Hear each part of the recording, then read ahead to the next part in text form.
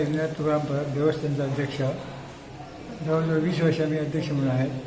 आणि हा वर्धापन यापूर्वी होत नव्हता, पण हल्ली 13 वर्ष झाली. आम्ही ज्यांना स्थापना केली म्हणजे करणार केली त्यावेळी हा वर्धापन स्थापना हे केला आहे, उत्सव साजरा केला आहे.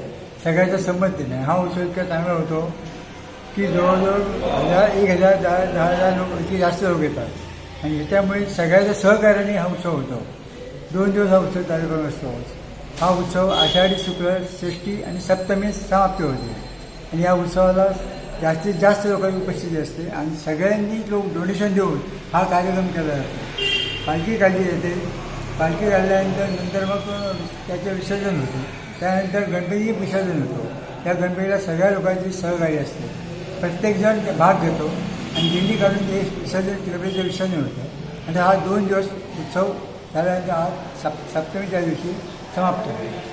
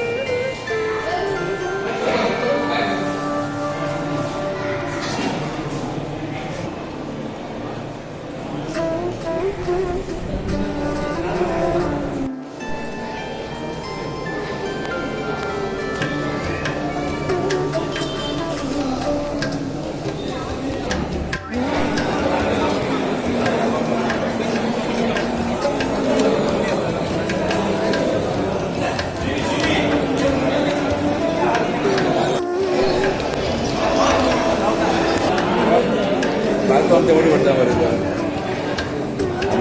अजून माझा